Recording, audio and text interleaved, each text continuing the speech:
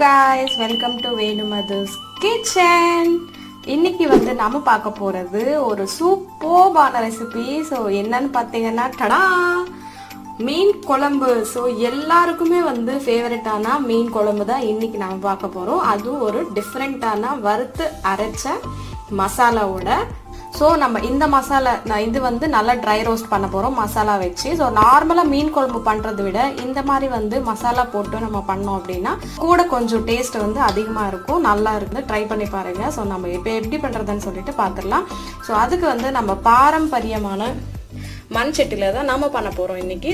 7-8 பல்லு பூண்டு, 1 table spoon அளவுக்கு கொரியாண்டர் சீட்ஸு, அப்புறம் ஒரு 3-4 காஞ்ச மிளகா, வெந்தயம் வந்து ஒரு 1/2 டீஸ்பூன் எடுத்திருக்கேன். ஸோ இதெல்லாம் போட்டு நம்ம ஃபர்ஸ்ட் ட்ரை ரோஸ்ட் பண்ணிடலாம். ஸோ மீன் குழம்பு வந்து எத்தனை பேருக்கு பிடிக்கும் அப்படின்னு சொல்லிட்டு மறக்காம கமெண்ட்ல சொல்லுங்க. ஏன்னா மீன் குழம்பு வந்து நார்மலா நம்ம மண்சட்டியில் பண்ணா அதுக்குன்னு தனி டேஸ்ட் வரும். மீன் குழம்பு வந்து நார்மலா நம்ம மண்சட்டியில் பண்ணா அதுக்குன்னு தனி டேஸ்ட் வரும். இன்னும் நாள் விட மறுநாள் வந்து சாப்பிட்டோம் அப்படின்னா டேஸ்ட் வந்து கூட நல்லா இருக்கும் அப்படின்னு சொல்லுவாங்க. ஸோ உண்மையில வந்து அது ட்ரூ தான். எனக்கு வந்து மீன் குழம்பு வந்து ரொம்ப ரொம்ப ஃபேவரெட்டு. எங்கள் மாமியார் வந்து செம்மையாக பண்ணுவாங்க. அது வந்து வேற லெவல் டேஸ்ட் இருக்கும். மேலே வந்து ஒரு 1/2 இன்ச் அளவுக்கு எண்ணெய் அப்படியே மேலே இருக்கும். அந்தளவுக்கு செம்ம டேஸ்ட்டாக இருக்கும். ஸோ அந்தளவுக்கு வருதான்னு தெரியல, பார்க்கலாம். நம்ம வந்து கொஞ்சம் டிஃப்ரெண்ட்டாக ட்ரை பண்ணலாம். ஸோ இது வந்து ஒரு 2 மினிட்ஸ் நல்லா மீடியம் ஃப்ளேமில் ஒரு வாசனை வர வரைக்கும் அப்படியே வறுத்துக்கலாம். ஸோ நல்லா வறுத்தாச்சு. நம்ம இது வந்து நல்லா ஒரு 5 நிமிஷம் நல்லா அப்படியே கூல் ஆகட்டும். அதுக்குள்ளே நம்ம மிக்ஸி ஜாரில் ஆனியனு நல்லா இந்த மாதிரி கொஞ்சம் க்யூப்ஸாக பெரிய பெரிய சைஸாக கட் பண்ணியிருக்கேன். ஏன்னா நம்ம கிரைண்ட் பண்ண போகிறோம். ஸோ அதனால் ஒரு பச்சை மிளகாய் எடுத்துருக்கேன். இது வந்து நம்ம அரைச்சிக்கலாம் பேஸ்ட்டாக. சட்டி வச்சுட்டு நல்லா ஒரு 4-5 டேபிள் ஸ்பூன் அளவுக்கு எண்ணெய் ஊற்றிக்கலாம்.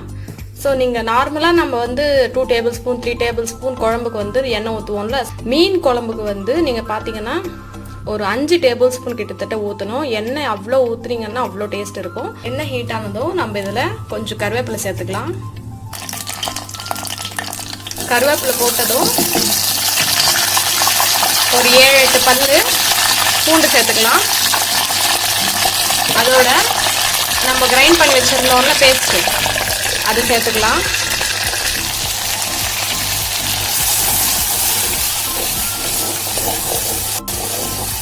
சேர்த்துட்டு இது வந்து நல்லா பச்சை வாசனை போகிற வரைக்கும் நல்லா இந்த மாதிரி வதக்கிக்கலாம். இதுலேயே நம்ம இஞ்சி பூண்டு பேஸ்ட்டு சேர்த்துடலாம். சேர்த்துட்டு ஒரு தடவை நல்லா மிக்ஸ் பண்ணிக்கலாம் பச்சை வாசனை போகிற வரலையும். இதுலேயே நம்ம ஸ்பைஸ் பவுடர் ஆட் பண்ணிடலாம். கொஞ்சம் டர்மரிக் பவுடர், கொஞ்சம் ஒரு 2 டேபிள் ஸ்பூன் அளவுக்கு காரம் சேர்த்துக்கலாம். ஒரு 5 நிமிஷம் நல்லா கொதிச்சதும் நல்லா தக்காளி இந்த மாதிரி புழிஞ்சு சேர்த்துக்கலாம். ஒரு தக்காளி, தேவையான அளவு உப்பு சேர்த்துக்கலாம். நல்லா எண்ணெய் பிரிஞ்சு வந்ததும் புளி தண்ணி சேர்த்துக்கலாம். இப்போ வந்து நல்லா ஒரு கொதி வரணும், அது வரலும் நம்ம விட்டுடலாம். நல்லா ஒரு வாட்டி சூப்பராக கலந்துட்டு அதுக்கப்புறம் நம்ம வந்து நல்லா இது கொதிக்க விடலாம். இப்போ ஒரு 10 நிமிஷம் கிட்ட நல்லா கொதிக்கட்டும். ஸோ இப்போ வந்து நல்லா கொதிச்சிட்டு இருக்கு. சிம்ல வச்சுட்டு நம்ம மீன் சேர்த்துடலாம்.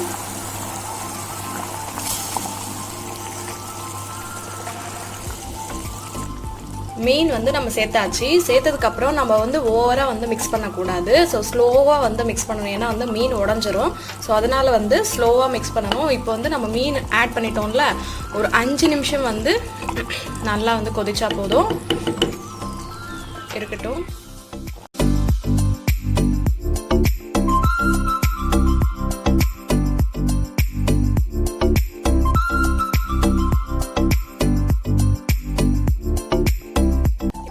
கிட்டத்தட்ட ஒரு 10 நிமிஷம் நல்லா கொதிச்சிடுச்சு சிம்லியே.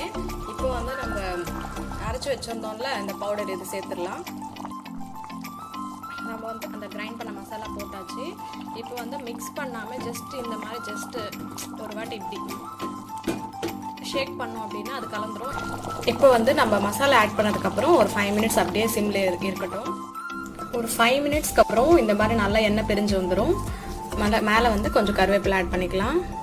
ஸோ அவ்வளோதான், மணக்க மீன் குழம்பு வந்து சூப்பராக ரெடி ஆயிடுச்சு. கண்டிப்பாக வந்து ட்ரை பண்ணி பாருங்கள். இந்த மாதிரி ஸ்டைலில் எப்படி இருக்குன்னு சொல்லிட்டு மறக்காமல் கமெண்ட்டில் சொல்லுங்கள். இந்த ரெசிபி பிடிச்சிருந்தா வேணு மதர்ஸ் கிச்சனுக்கு சப்ஸ்கிரைப் பண்ணுங்க. தேங்க்யூ ஸோ மச் ஃபார் வாட்சிங். பாய்.